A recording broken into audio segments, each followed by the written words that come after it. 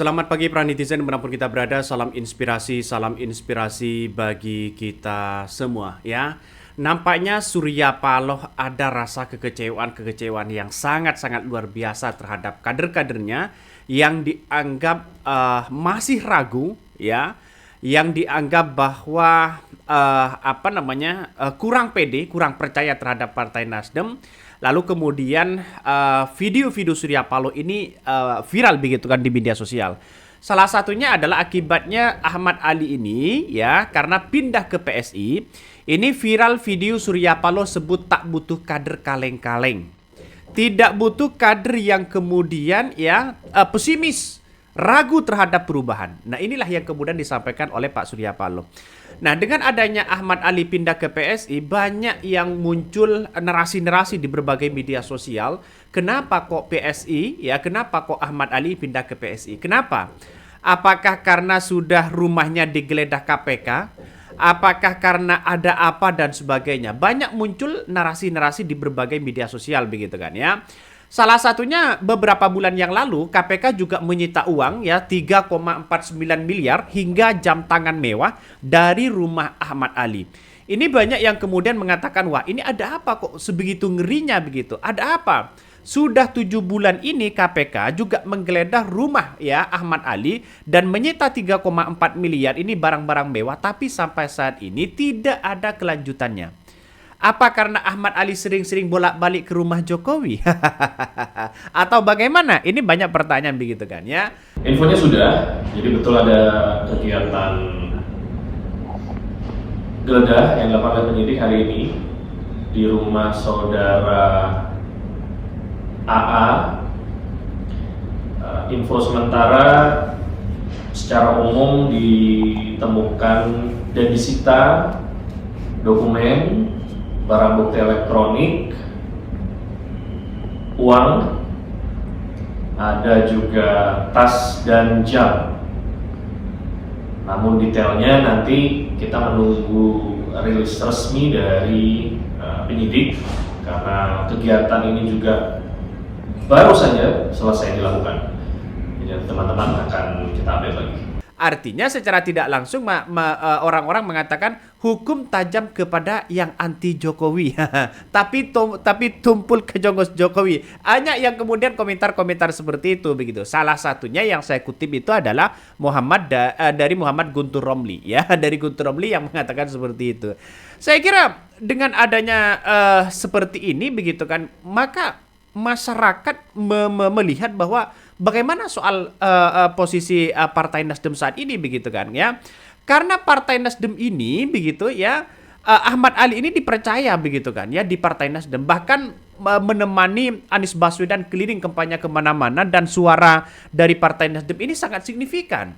Artinya pengaruh Ahmad Ali ini juga bisa dijadikan sebagai rujukan oleh Partai Nasdem nantinya kalau tahun 2029 itu anjlok. Kenapa? Karena dengan adanya Ahmad Ali ini kan banyak pendukung-pendukung dari Partai Nasdem itu sudah naik begitu kan ya, di suaranya. Walaupun Ahmad Ali sendiri tidak lolos parlemen begitu. Ada apa di balik ini semua? Nah, inilah salah satu pernyataan dari Pak Surya Paloh yang mengatakan tidak ada tempat dan tidak ada ruang bagi para kader-kader yang pesimis di Partai Perubahan Nasdem ini. Nah, saya kira ini ada dari raut wajah Pak Surya Paloh ada rasa kekecewaan besar begitu kan. Ya pastinya begitu. Kalau sudah dibantu sana sini kok tiba-tiba ya pindah sana pindah sini. Ada apa di balik ini semua? Nah, soal Ahmad Ali ini resmi bergabung dengan Partai Solidaritas Indonesia ya, sebelumnya menjabat sebagai wakil ketua Partai Nasdem yang dikukuhkan menjadi ketua harian PSI dalam acara pelantikan pengurus pimpinan pusat DPP yakni PSI begitu. Ada apa? Banyak orang yang bertanya. Setelah itu Ahmad Ali ketika sudah dilantik, dia langsung ngarcep ke Pak Jokowi, menemui Pak Jokowi. Ada apa begitu kan? Orang kan masih bertanya-tanya ketemu dengan Jokowi ini. Ada apa? Apakah kangen? Apakah berbicara PSI? Apakah berbicara soal rumahnya digeledah KPK? Atau bagaimana? Sudah 7 bulan. KPK itu ya sering seperti itu begitu kan. Ya makanya kepercayaan KPK ini sangat turun. Coba lihat saja orang-orang yang sudah jadi tersangka, sudah buktinya begitu kan ya, sudah digeledah, sudah disita semuanya begitu. Tapi pada kenyataannya orangnya tidak pernah ditahan. Seperti apa bang? Kasus Dana Hibah yang ada di Jawa Timur. 21 orang ditetapkan tersangka tapi tidak ditahan. Barang-barang buktinya begitu kan sudah digeledah dan sudah sudah disita dan sebagainya. Ini kan agak lucu pada akhirnya. Ya seharusnya di mata hukum itu kan harus sama begitu. Nah, banyak orang yang muncul narasi-narasi di berbagai media sosial mengatakan kenapa Ahmad Ali langsung ngarcep menemui Jokowi. Nah, ini banyak begitu kan ya, yang kemudian mungkin Partai Nasdem mungkin saling bisik-bisik atau bagaimana begitu. Kenapa kok pindah? Kenapa kok pindah? Nah, bersamaan dengan beragam komentar dan asumsi yang berkembang terkait dengan pindahnya Ahmad Ali ini, video Ketua Umum Partai Nasdem ya Surya Paloh di media sosial, dalam video yang diambil dari media sosial begitu kan ya, Surya Paloh terlihat berdiri di atas mimbar dan mengatakan bahwa tidak ada ruang dan tidak ada tempat bagi orang yang kemudian yang masih kurang pede lah, artinya yang ragu terhadap Partai Perubahan ini. Banyak orang yang mengatakan captionnya begitu kan ya, kalau cuma Ahmad Ali yang pindah itu tidak ada ngaruhnya ya kepada kader-kadernya, kabarnya begitu. Tapi mujur banget ini si Ahmad Ali ini pindah ke PSI, langsung ditunjuk ya jadi ketua harian, mengalahkan kader-kader PSI yang senior-senior yang sudah lama mengabadikan diri di partai PSI. Mampukah Ahmad Ali ini ya membawa PSI mengalahkan Nasdem dan melenggeng ke Senayan? Pertanyaan banyak muncul narasi-narasi di berbagai media sosial. Tapi pada akhirnya orang akan melihat dan akan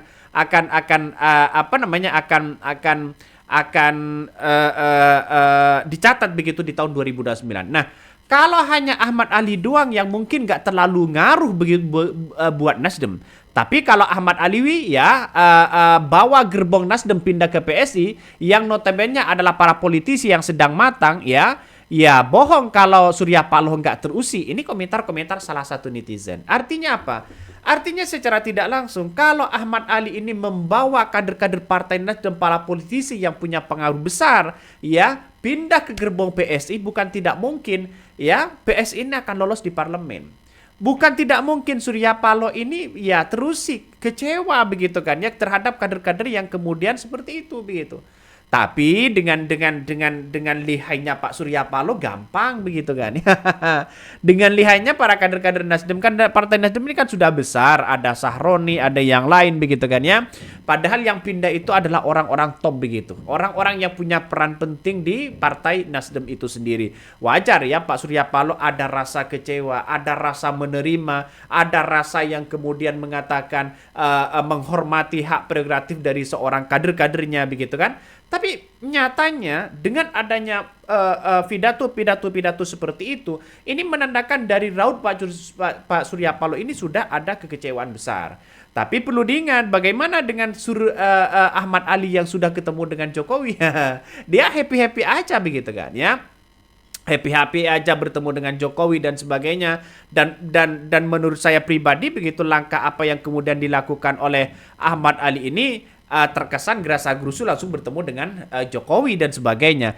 Nah, pertemuan harian Partai PSI Ahmad Ali ini begitu kan banyak yang kemudian masih tanda tanya siapa sosok J yang masih misterius itu. Dari beberapa wajah-wajah kemudian yang ditampilkan begitu jelas di situ adalah ada ilustrasi gambar Jokowi begitu kan. Nampaknya ini banyak sekali yang kemudian mempertanyakan di situ begitu. Dan saya kira ya Ketua Harian Partai Nasdem Indonesia atau PSI ini Ahmad Ali ini bertemu dengan mantan Presiden Joko Widodo itu begitu kan ya, yang di Solo begitu. Kalau hanya perpindahan atau afiliasi dari Partai Nasdem kepada Partai PSI ya melaporkan, saya kira Jokowi mungkin sebelumnya sudah tahu begitu.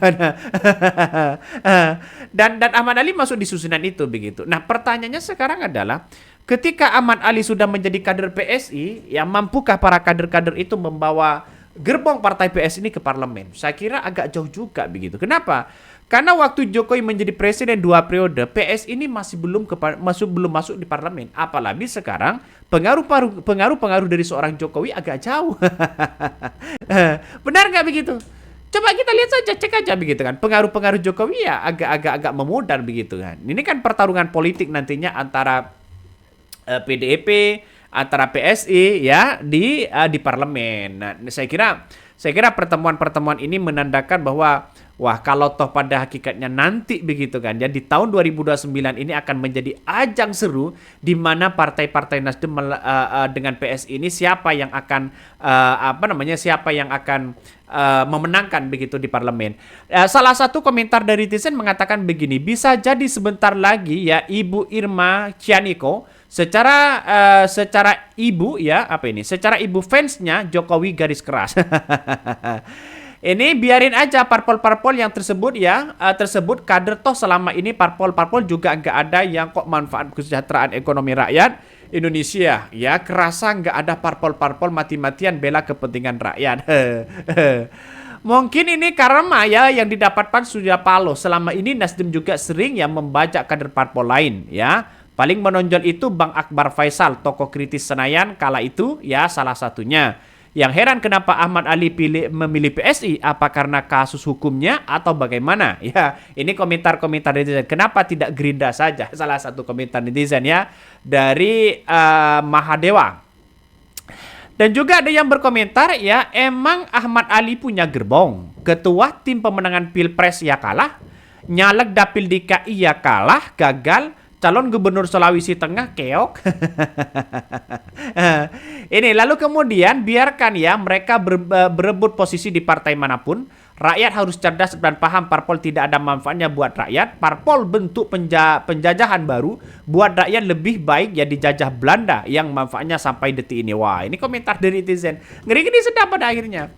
Jadi saya kira dengan adanya seperti ini masyarakat kan bisa memahami betul bahwa parpol itu kan hanya sebagai kendaraan politik menuju kekuasaan. Coba kita lihat saja narasi-narasi yang kemudian di parpol-parpol yang lain begitu banyak yang kemudian mengatakan atas nama rakyat. Tapi setelah terpilih biasa-biasa aja kok begitu kan. Ya inilah politik yang terjadi begitu. Jadi apapun yang kemudian menjadi komentar-komentar dari teman-teman ini menandakan banyak yang mengatakan wah ini tidak semuanya begitu kan ya, tidak semuanya parpol-parpol itu ada yang membela rakyat, ada yang ya hanya jabatan saja begitu kan. Nah, biasa dalam dunia parpol itu begitu. Tapi kan semuanya kan menjadi kendaraan politik di situ kan harus bekerja dengan rakyat dan sebagainya begitu. Ini orang-orang yang kena kasus hukum ya cari perlindungan ke raja koruptor. Nah, kata netizen. Nah, kata Guntur Romli. Nah, ini ada apa ini? Ini menunjukkan bahwa Mukidi masih sakti. Kapan dinasti Mukidi runtuh? Ya, banyak jadi pertanyaan begitu. Kenapa orang-orang yang kena kasus hukum itu datang ke rumah Jokowi begitu kan ya? Ada apa di balik ini semua? Ini salah satu komentar netizen banyak sekali di situ ya. Tapi pertemuan-pertemuan ini kan agak lucu sih sebenarnya begitu. Kenapa Ahmad Ali ini tidak masuk Partai Gerindra aja? Lebih besar begitu kan? Apakah di posisi Partai Gerindra ya hanya itu aja begitu atau bagaimana? Nah, Ketua Harian DPP Partai Solidaritas Indonesia ini PSI ini yang menemui Presiden Joko Widodo ya di kediamannya di Solo ya. Ia mengatakan kedatangan karena kangen sama Jokowi. Ya, sangat kangen sama Jokowi begitu kan ya. Seusai dari pelantikan ya dari pengurus ya Ahmad Ali bertemu di situ begitu. Saya rasa dilantik menjadi ketua harian DPP PSI Ahmad Ali ini kan muncul narasi-narasi dan pembelaan terhadap Jokowi begitu kan. Salah satunya adalah soal ijazahnya ya, soal ijazah Jokowi. Dia mendesak begitu kan bahwa mendesak Prabowo ya untuk mengakhiri polemik ijazah Jokowi. Nah, banyak yang kemudian yang mengatakan di sini begitu kan ya dalam pelantiknya, tentunya kita berharap ya kita sampai pada titik itu karena pada akhir-akhir kita semua sama melihat bahwa di tengah situasi bangsa yang tidak sebaik-baik saja terjadi kegaduhan yang luar biasa yang sedang menimpa yang ditujukan kepada orang tua kita, inspiratif kita, panutan kita Pak Jokowi katanya. Wow. Ia juga menambahkan bahwa perdebatan soal ijazah palsu yang terus digoreng oleh pihak tertentu hanya menambah kegaduhan tersebut. Menurutnya Presiden Prabowo Subianto sebagai pemimpin yang memiliki kewenangan penuh, ia seharusnya bisa negara mengambil langkah tegas untuk menghentikan polemik tersebut. Wah, begitu langsung ngarcep begitu kan. Ya, artinya secara tidak langsung Ahmad Ali ini mendesak Presiden Prabowo untuk mengakhiri polemik ijazah ini. Jadi tidak bisa Prabowo ini kan sebagai seorang presiden untuk mengakhiri itu langkah dari masyarakatnya itu sendiri begitu kan. Kalau Prabowo ini membatasi kepada rakyatnya yang membongkar habis-habisan bagaimana soal dugaan-dugaan ijazah palsu, saya kira kan pasti ada keterlibatan seorang Prabowo begitu. Dalam artian bahwa kok ikut-ikutan masalah ini. Walaupun makanya Prabowo ya sebagai seorang presiden jangan mudah lah diintervensi apalagi kader PSI. Kan itu logika kita.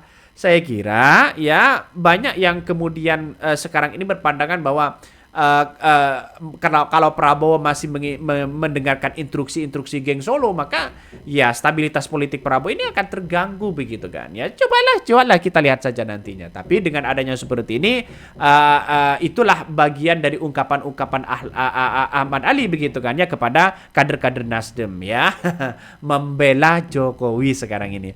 Oke, mungkin itu yang kami sampaikan ya. Tonton terus di channel dari Podcast Rakyat ini, jangan lupa di subscribe.